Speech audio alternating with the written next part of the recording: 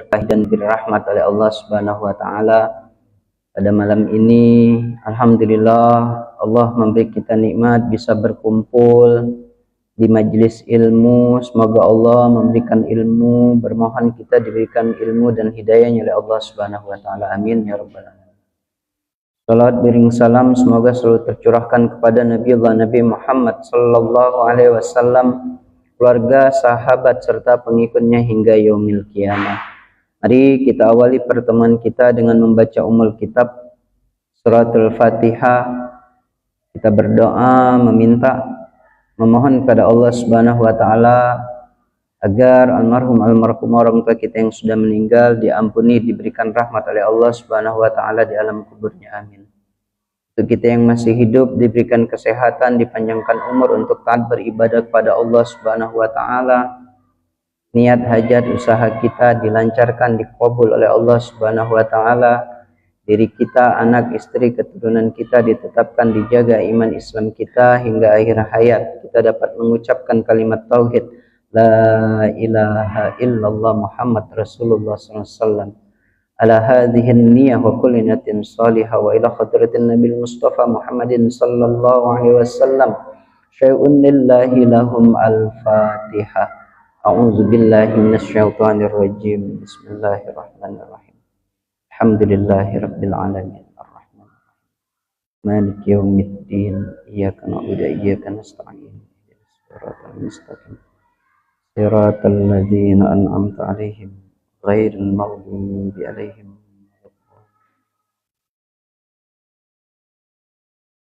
Apa kabarnya jemaah? Alhamdulillah. Alhamdulillah ya.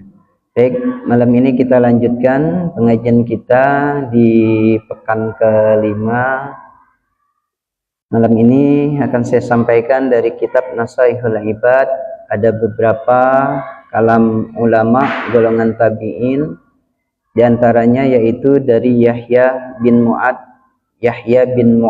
Ar-Razi.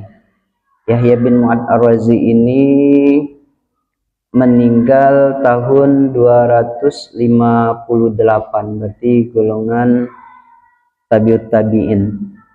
Tuba liman tarokad dunya qabla an tatsurukahu. Nah, ini nasihat untuk kita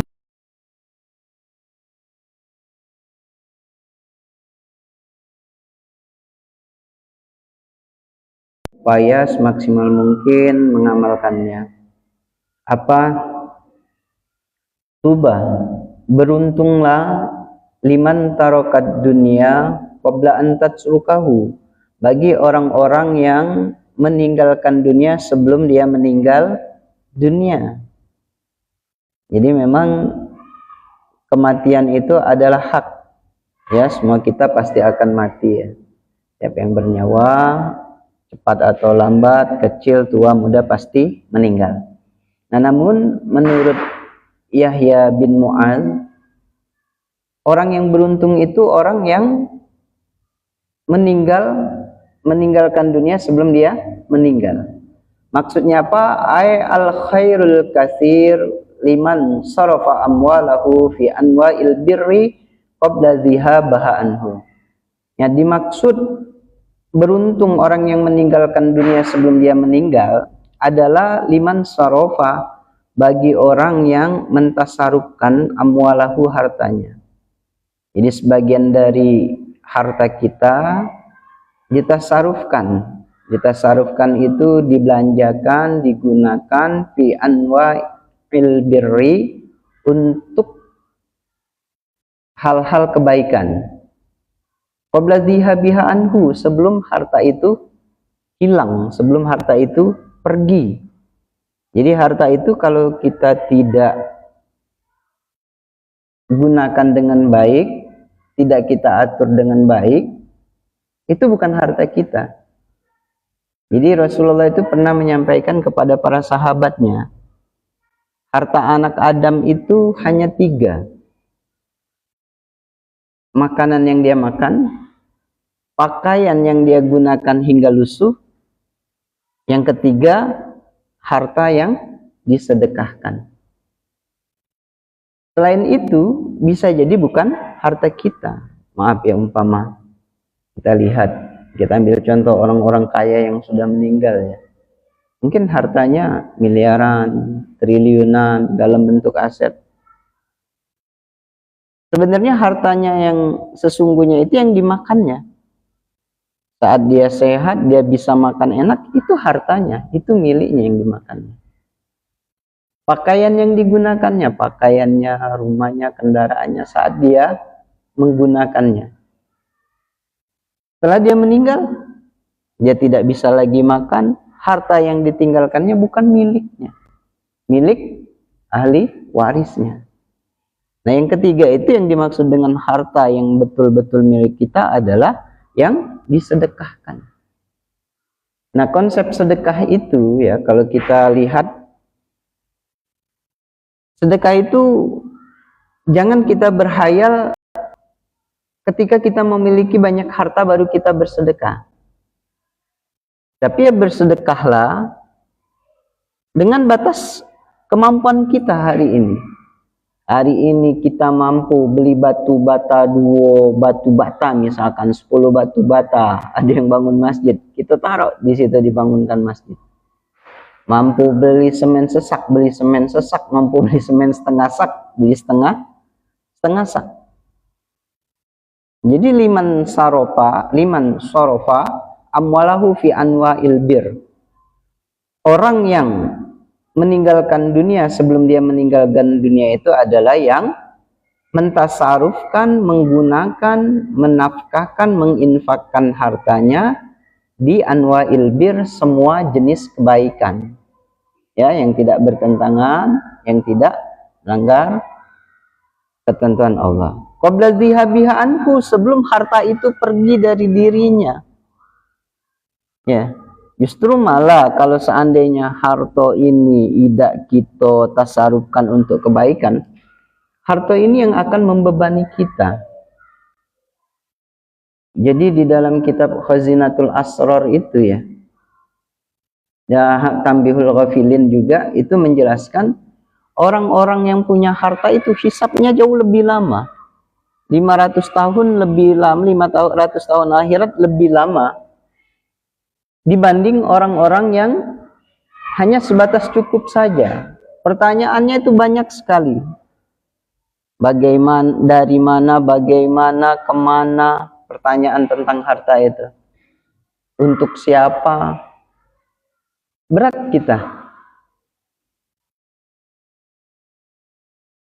Makanya harta yang ada ini kalau bisa ketika kita sumalatus alunna yauma idzin anin naim, itu kita bisa menjawabnya. Naim, nikmat itu ya, ada harta, tidak perlu banyak niat untuk nafkah anak, istri, sekolah, anak-anak, kemudian sebagian kecilnya misalkan ada yang menyantuni yatim, orang-orang duafa di sekelilingnya dengan batas kemampuan kita itu ya. Nah, ini yang pertama ya, orang yang beruntung itu liman tarokad dunya qabla an tatsrukahu, yang meninggalkan dunia sebelum dia meninggal dunia. Maksudnya adalah menafkahkan, menggunakan hartanya untuk ketaatan, ketakwaan kepada Allah. Nah, itu ya. Yang kedua, wabana qabrahu qabla an yadkhulahu bi an amila ma fihi tunisa fil qabri. Nah, yang kedua ini, orang yang beruntung itu adalah orang yang bana qabrahu, membangun kuburnya qabla an yadkhulahu, sebelum dia masuk ke alam kubur, sebelum dia dikubur.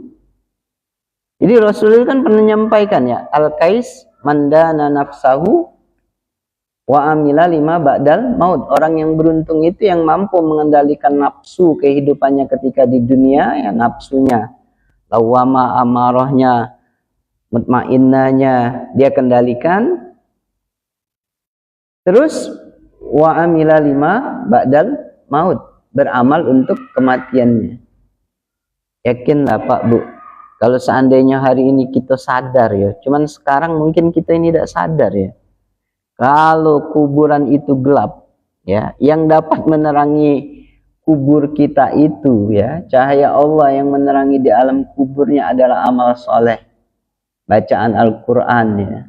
ketaatan, ketakwaan kepada Allah, pastinya ya, saya pribadi dan kita semua akan berlomba-lomba. Ya mungkin ada di antara kita yang sudah mempersiapkannya. Nah, alam kubur ini ya, kalau kita lihat kabarnya, baik itu dari hadis maupun kalam ulama, memang harus kita siapkan. Qabla ayadkhulahu, sebelum kita memasukinya. Di antara amalan-amalan yang bisa menjaga kita dari siksa kubur ya, itu banyak sekali. Di antaranya yang pertama ya, kalau kita lihat kesunahan dan hadis dari Rasulullah terkait keutamaan membaca surat Al-Muluk, itu di antaranya ya dijaga di alam kuburnya jasadnya ya. Berarti kita upayakan ya, sebelum kita tidur malam setelah Isya, kita upayakan, kita siapkan, kita baca tidak lama ya, paling 5 menit mungkin ya, 30 ayat itu, atau lama-lama lah dikit mungkin 7 menit ya, kita baca ya. Itu yang pertama ya, diantaranya. Kemudian yang kedua ya, yang membuat kita ini utuh jasadnya, tidak dimakan ulat, lam yudawat, tidak dimakan ulat. Itu amalan yang kita siapkan saat kita hidup di dunia, dan nanti saat kita sebelum masuk kubur kita, azan, muazin, orang yang azan 5 waktu itu. Makanya azan itu kalau tahu keutamanya, kita ini berlomba-lomba mestinya. Di muazin tetap di masjid itu beruntunglah, insya Allah lam yudawat, dia tidak akan dimakan belatung ya, dia tidak akan dimakan ulat saat berada di alam kubur. Selanjutnya ya, yang menyebabkan kita ini utuh tidak dimakan di alam kubur kita adalah dawam wudu. Itu ya, dawam wudu. Mudah-mudahan di alam kuburnya cahaya wudhu kita itu menerangi kita, karena kita tidak tahu ihwal setelah kita mati itu ya, tidak ada yang tahu. Tetapi kita mendapat kabar amalan-amalan yang bisa menyelamatkan dari siksa kubur itu yang keempat. Nah, yang kelima ini yang utama ya, menjaga sholat 5 waktu. Kenapa demikian? Karena ada makhluk Allah yang diciptakan, yaitu ular yang sangat besar, diberi nama Sujaul Aqra. Itu tugasnya di alam kubur itu menyiksa orang-orang yang saat hidup di dunianya meninggalkan sholat. Jadi kita sholat dengan benar. Mudah-mudahan sholat ini nanti di alam kubur kita nanti itu berdiri menjadi sahabat kita, menemani kita ya, menyelamatkan kita dari pertanyaan mungkar nakir, menyelamatkan kita dari siksa kubur. Nah, amalan-amalan yang dapat menjerumuskan orang ke dalam siksa kubur itu cukup banyak juga ya. Di antaranya itu yang pertama itu, orang yang sesat, akidahnya rusak, itu pasti di alam kuburnya mendapat siksa. Orang-orang yang meninggalkan sholat, itu yang kedua. Jadi Bu, Pak, jangan anggap remeh perkara sholat. Sholat ini perkara utama kita. Ada anak kita yang sudah akil baligh ya, sudah baligh, yang perempuan sudah ditandai mens, yang laki-laki dengan mimpi basah ya, umurnya 15 tahun, itu sudah baligh. Nah ini pendidikan yang pertama yang harus ditanamkan, itu adalah ibadah sholat ya. 7 tahun sudah mulai kita didik ya, terus 9 tahun kita ajari, kita pukul kalau seandainya dia tidak menunaikan sholat. Nah, orang-orang yang meninggalkan sholat itu disiksa di alam kuburnya. Nah, yang ketiga, toharoh ya, bersuci. Hati-hati hadirin jamaah, bersuci kita, buang air kecil, buang air besar, perhatikan ceboknya dengan air yang suci mensucikan. Jangan sampai istinja kita ini tidak benar, Salat kita juga jadi tidak benar. Karena salah satu dari syarat sah salat itu adalah suci dari najis dan hadas. Nah, kalau seandainya cebok kita ini tidak benar, istinja kita tidak benar, kita tidak tahu tentang hukum-hukum air yang suci mensucikan, air yang mustakmal, ya, air yang makruh digunakan atau air yang mutlak, kita tidak paham air yang mana yang bisa kita gunakan untuk bersuci, itu sholatnya sia-sia. Apalagi maaf, ya mungkin ya masih ada di antara kita yang di jalan kencing sembarangan. Itu menjadi sebab disiksa di alam kubur. Makanya di sini dijelaskan wabana qabrahu qabla an yadkhulahu, mempersiapkan diri, beruntunglah bagi orang yang mempersiapkan diri sebelum dia memasuki kuburnya. Orang yang membangun kubur sebelum dia memasuki kuburannya. Tapi kita nih kayak kita nih mungkin masih banyak lalai. Yang sering saya sampaikan itu, kita nih sibuklah berpikir tentang hidup enak, tentang makan enak. Tapi jarang kita itu berpikir tentang mati enak. Padahal mati enak itu yang kita idamkan sesungguhnya ya. Kita nih risaulah misalkan duit di kantong tinggal 50.000, besok nak makan apa? Dibanding besok kira-kira amal apa yang bisa kita lakukan, atau ibadah apa yang bisa kita tambah, kita tingkatkan kualitas kuantitasnya. Banyaklah kita nih mikir bulan depan, inilah itulah yang di pikiran kita tentang kehidupan dunia ini. Tapi kita lupa bana qabrahu qabla ay yadkhulahu. Lupa kita nyiapin tanah kuburan, nyiapin kuburan untuk kita sebelum dikubur. Nah, itu tadi ya, amalan-amalan diantaranya yang bisa menyelamatkan kita dari siksa kubur. Ya, sholat, akidah yang benar, membaca Al-Quran, kita dawamkan ya, bersuci, ya berwudu, kita dawamkan. Azan tadi ya.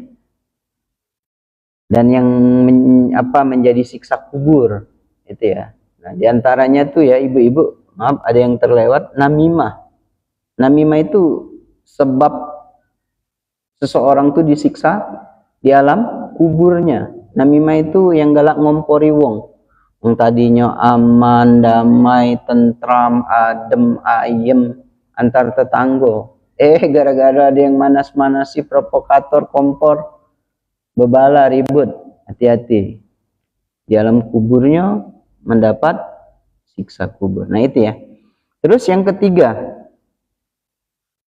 wardo rabbahu bimtisali amrihi wajtina binahyihi qabla an yalqahu bil maut. Orang yang bertakwa, orang yang ridho terhadap Tuhannya, terhadap Allah, dengan apa? Bimtisali amrihi, menjalankan perintah Allah, wajtina bunahyihi, meninggalkan, menjauhi yang dilarang oleh Allah. Qabla an yalqahu, sebelum kematian itu datang. Jadi karena kematian itu pasti, sesungguhnya yang perlu kita siapkan itu memang amal sebelum kematian itu datang. Apa? Takwa. Ya. Takwa itu kalau kita lihat saat khatib di salat Jumat itu, ayyuhan nas ittaqullah haqqa tuqatih wa la tamutunna illa wa antum muslimun. Bertakwalah dengan sebenar-benarnya takwa. Selanjutnya apa? Wala tamutunna wa illa wa antum muslimun. Jangan mati kecuali dalam keadaan Islam. Berarti cerminan takwa itu adalah cerminan Islam. Jadi bagi orang yang Islam, bagi orang yang Muslim, dia tidak akan mati kalau ada takwa di dalam dirinya. Takwa itu banyak ya definisinya takwa itu. Wasari'u ila maghfiratin mir rabbikum wa jannatir 'arduhas samawati wal ardh uiddat lil muttaqin. Jadi surga yang luasnya seluas langit dan bumi itu disiapkan untuk orang-orang yang bertakwa. Awal ayatnya apa? Wasari'u ila maghfiratin, bersegeralah terhadap ampunan Allah, bertaubat. Taubat itu awal dari takwanya seseorang. Ya. Kalau kita ingin takwa, ya, ingin bisa menjalankan perintah Allah, kita taubat dulu. Taubati dosa-dosa kita. Kalau taubat ini belum ada di dalam diri kita, khawatir takwa itu tidak menetap di dalam diri kita. Kenapa? Karena salah satu syarat dari taubat itu adalah menyesal atas perbuatan dosa-dosanya masa lalu. Nah, ketika dia sudah meninggalkan dosa-dosa masa lalu, menjauhi dosa-dosa, itu sudah separuh dari bagian takwa itu. Karena definisi takwa itu adalah imtisalu awamirillah, menjalankan perintah Allah, wajtinabun nawahi. Ketika dia bertaubat, ijtinabun nawahi, hal-hal yang dilarang Allah sudah dia jauhi. Dosa-dosa masa lalu, dosa-dosa yang maksiat-maksiat lalu sudah dia tinggalkan. Tinggal kemudian dia isi separuhnya apa? Imtisalu awamirillah, setelah dia bertaubat, kerjakan. Ya, kewajiban-kewajiban perintah Allah, sholat 5 waktu, puasa, zakat, haji, ya. Kemudian kita tentunya sudah bersyahadat, jaga keislaman kita di dalam kehidupan sehari-hari dan menghindari hal-hal yang membatalkan keislaman, perkara-perkara yang dapat membawa kepada kesyirikan, kemurtadan, itu harus dijauhi. Supaya apa? Supaya takwa ini ada.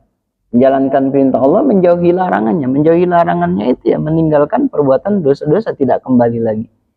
Insya Allah kalau kita istiqomah menjalankan takwa ini ya, diawali dengan tadi memohon ampunan kepada Allah, bertaubat kepada Allah, menyesali tidak melakukan perbuatan dosa-dosa yang lalu, perbuatan-perbuatan dosa maksiat yang lain, ini sudah masuk poin takwa.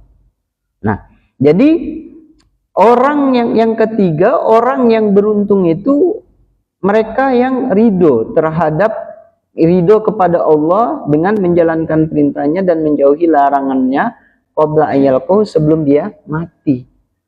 Jadi sebelum kita mati itu ya Islam kita ini kita amalkan, Islam kita ini kita jaga. Wala tamutunna illa wa antum muslimun, jangan dulu mati kecuali dalam keadaan Islam.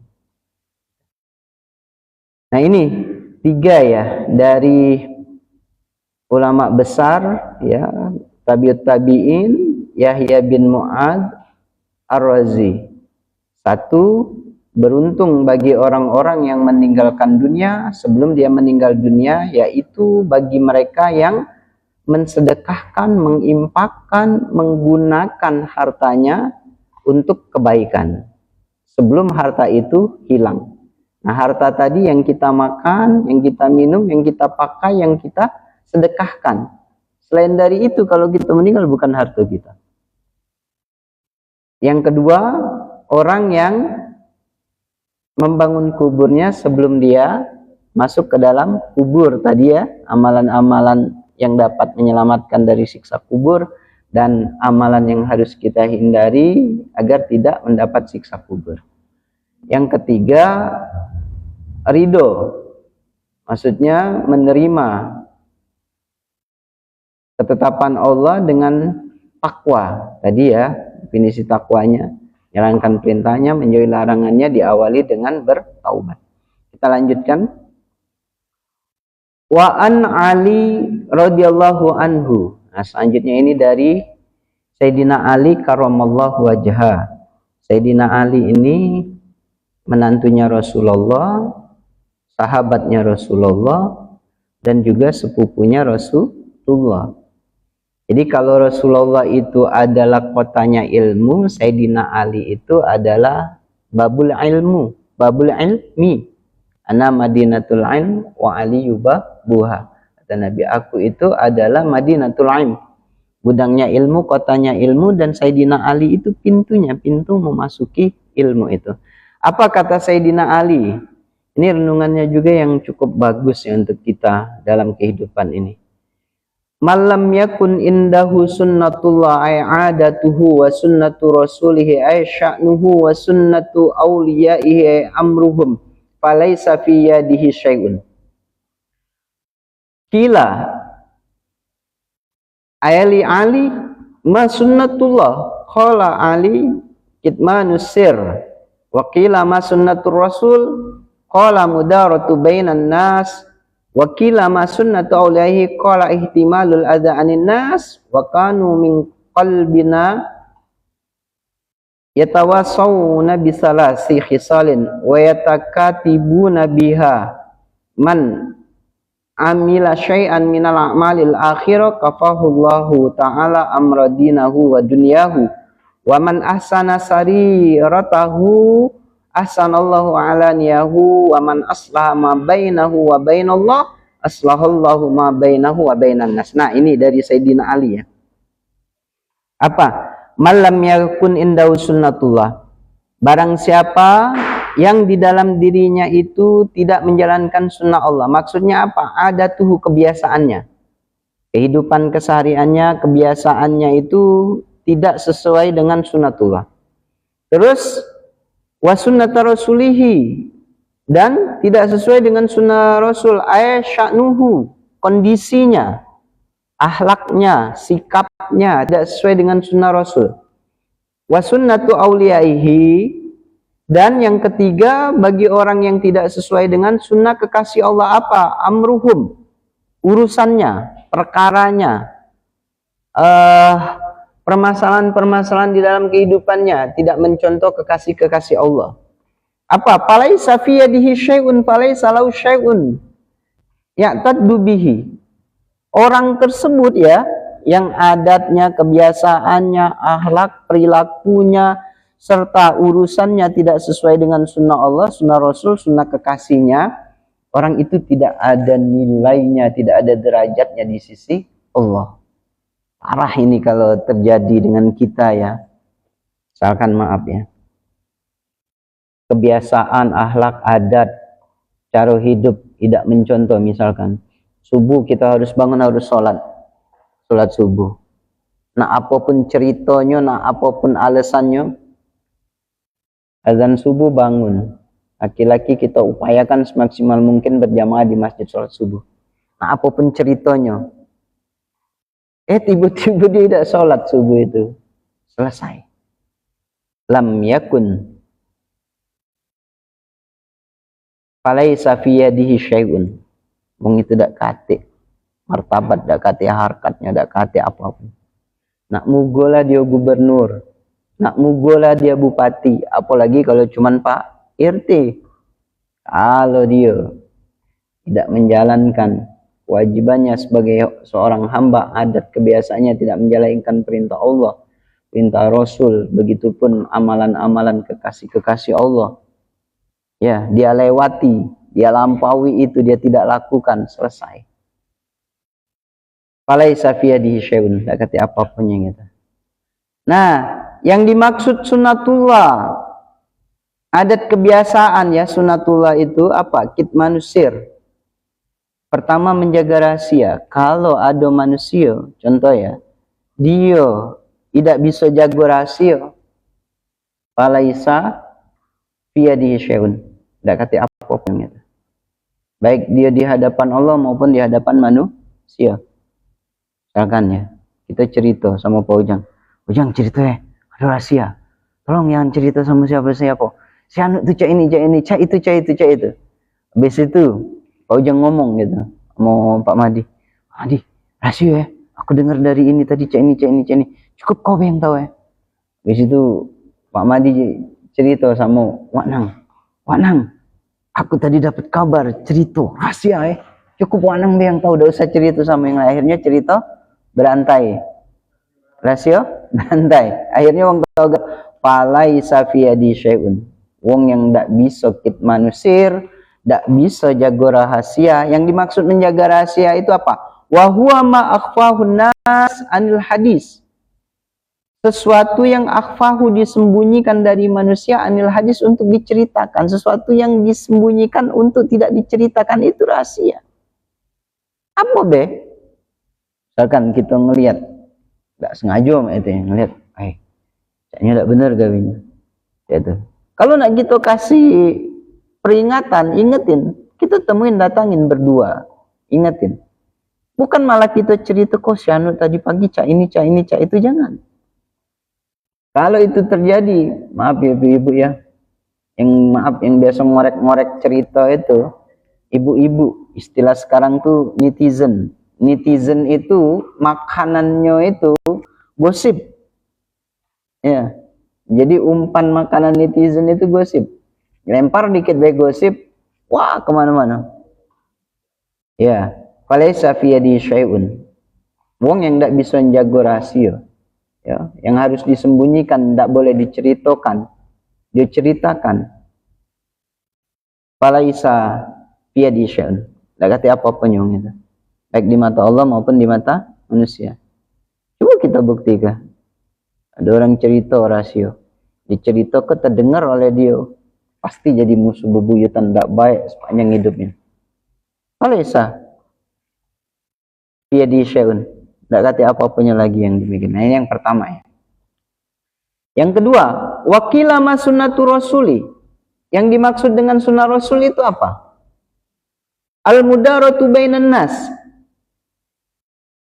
Nah, ini nih yang perlu nih. Yang dimaksud sunnah rasul itu adalah al-mudaroh. Mudaroh itu bisa beradaptasi. Di mana dia berada, di mana bumi dia pijak, di situ langit dijunjung. Di sini dijelaskan wadaruhumma dumtu fidarihim. Kalau kita masuk rumah wong, anggap rumah yang kita masuk rumah itu seperti rumah kita. Maksudnya apa? Ibu-ibu, kalau kita masuk rumah tetangga, tidak usah banyak komen. Di mana rumah dipijak, di situ langitnya dijunjung, plafonnya dijunjung. Jangan komen. Masuk rumah misalkan, aku tadi habis sholat dulu ada ke rumah dia, banyu putih beda kate, kue beda kate, alang nak cemekeannya lebaran beda kate. Jangan bu, junjung jago nian. Wadaruhum fidarihim. Jadi kita masuk rumah wong itu ada adabnya, jangan kita cerita jangan kita komeni. Rp1 kita tidak bu ngasih dia bangun rumah. Rp1 kita tidak ngasih untuk beli perabotan. Ngapain kita nak komen? Dia tuh rumahnya kursinya bela buruk nian. Tidak terbeli bewaya-waya kursi. Jangan bu. Itu tidak mencontoh sunnah Rasul. Kalau itu terjadi, falaisa fi yadi syai'un. Tidak kata derajatnya orang itu, tidak kata harkatnya, tidak kata martabatnya, baik di mata manusia maupun di sisi Allah. Itu kalau kita bertamu di rumah orang. Nah, kalau seandainya kita masuk ke daerah orang lain, ke kampung orang lain, ke dusun orang lain, wa arduhum ma dumtu fi ardihim. Itu juga kalau kita bertandang, kita bersilaturahim, kita berkunjung ya ke kampung orang lain. Jago nih, di mana bumi dipijak, di situ langit dijung. Mudaratu bainan nas, hormati, hargai. Karena ada pepatah itu, lain lubuk, lain belalang. Bisa jadi mungkin di dusun kita ini, masuk dusun yang lain, jangan kita salah ke. Ya itu sudah adat mereka. Itu ya. Harus bijak. Jangan mentang-mentang ngerasa dari kota ya dak. Balik ke dusun sekayu. Bebaso lagi lah berubah. Itu baru dari Palembang ke dusun kan. Mana kalau dia di Jakarta. Pas dia di Jakarta balik ke dusunnya cak cerita. Lacak lupa nian bahasa dusun. Jangan. Wardhum fi ardihim. Saat kita masuk ke dusun itu, hargai, hormati. Kalau kita bisa bahasa lokal, pakai bahasa lokal di situ. Ya, jangan menunjukkan perbedaan. Kalau kita berbeda deh, habis. Tidak ada apa-apanya. Perhatikanlah. Ada orang masuk dusun kampung petantang petenteng, selesai. Tidak bakal betah hidup di dusun itu, di kampung. Nah itu sunnatullah, sya'nuhu, kondisinya, keadaannya harus mudaroh, bermasyarakat, beradaptasi, bersosialisasi. Jangan cak keiyaan kalau kata Palembang tuh. Kalau wong cak keiyaan, ya kehidupan di kampung, di kana ini becak keiyaan, selesai. Ya, selesai pokoknya. Laisa fiyadi syai'un, tidak kata apa-apa. Ini yang pertama ya. Yang dimaksud sunnah auliyaihi, sunnah rasul itu adalah mudaroh bainan nas.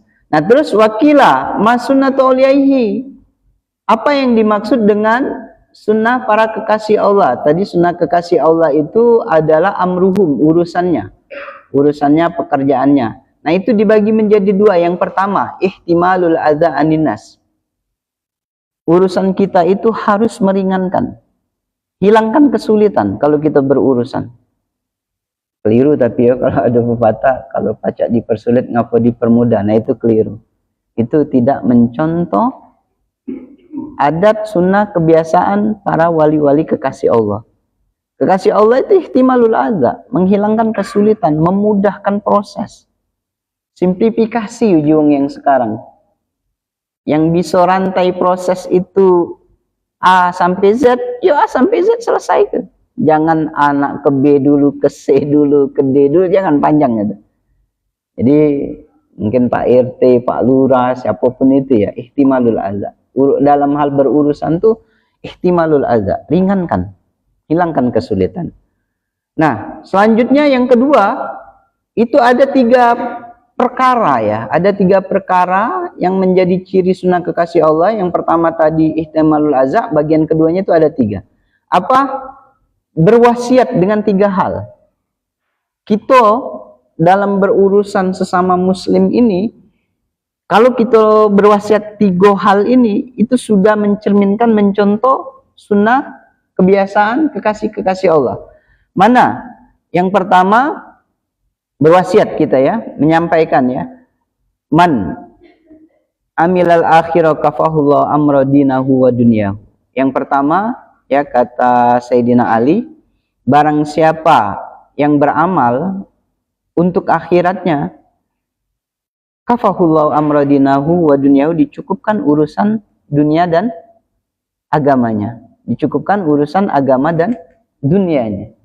Saling mengingatkan kita, diingatkan oleh Sayyidina Ali. Jadi dalam melakukan sesuatu itu orientasinya akhirat, tetapi ya tidak kita tinggalkan dunia.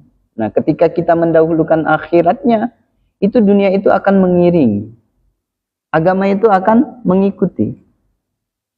Tapi berat tidak ya kita, seakan ada berbisnis transaksi apa, merejola ngerok untung sebesar-besarnya. Bahkan manusia itu dalam berbisnis, dalam berupaya berurusan itu, wong nak rugi-rugilah. Itu ya. Tak katik kita misalkan ya, kalau yang kayak cerita di Turki ya, di masa Khalifah Umar bin Abdul Aziz itu kan para pedagangnya itu subhanallah, misalkan sama-sama pedagang beras. Ya ada 3 toko. Toko yang Siko ini dari pagi sudah ramai yang beli. Dijingoknya jam 8, jam 9. 2 toko tetangga kanan kirinya ini tadi belum laku. Atau yang toko sudah rame ini tadi, belanja di sebelah, aku nak tutup dulu. Kenapa? Karena dia udah cukup. Kawannya tadi yang kanan kiri tadi belum laku, kasih. Kalau kita tidak, berurusan kita ini ya dunia bahkan ada usaha kau belanja di situ, berasnya tuh jelek, modalnya cuma itu, jual ke kau seharga itu kemahalan. Oh beli beras aku deh, tunjuk beras bagus harga semua ini, mati ke usaha kawan. Tidak cak itu.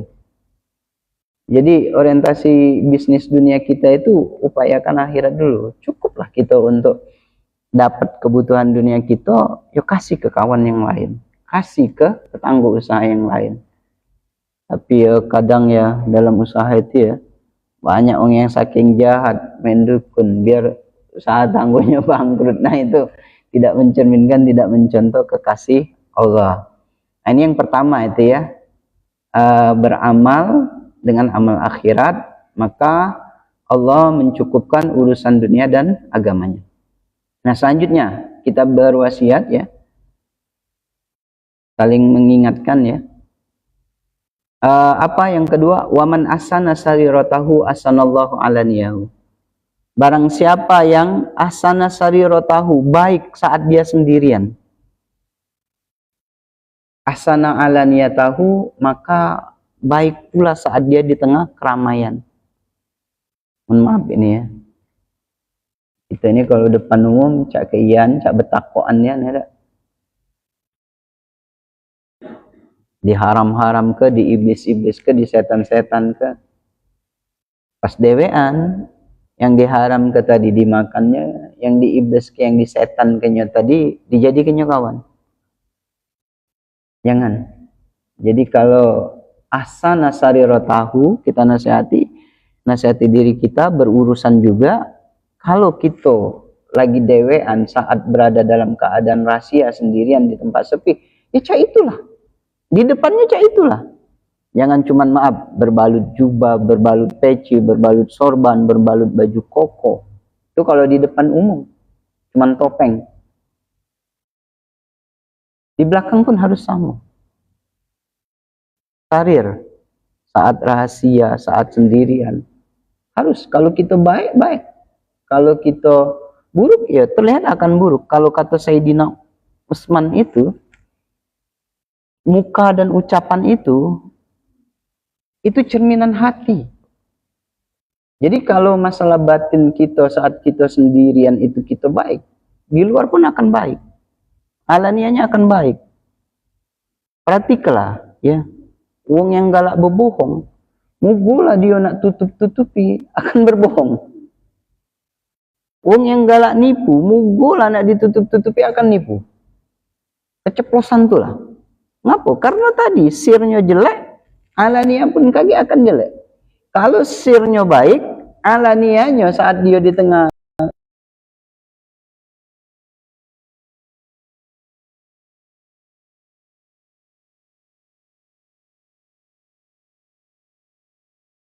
baiki hubungannya antara dia dengan Allah, bi'an amila amalan khalisan min riya, dengan cara dia beramal bersih dari riya, dari ujub, dari sum'ah, aslahallahu ma bainahu wa bainan nas, maka dia hubungannya akan diperbaiki, baik itu hubungannya dengan Allah maupun hubungannya sesama manusia. Jadi perbaiki dulu hubungan kita dengan Allah. Paman ahabbahullah ta'ala ahabbahul khalqi. Barang siapa yang mencintai Allah, memperbaiki hubungannya dengan Allah, tentu urusan pertemuan kita malam ini mudah-mudahan bermanfaat dari dua kalam tadi, dari Yahya bin Mu'az dan juga dari Sayyidina Ali.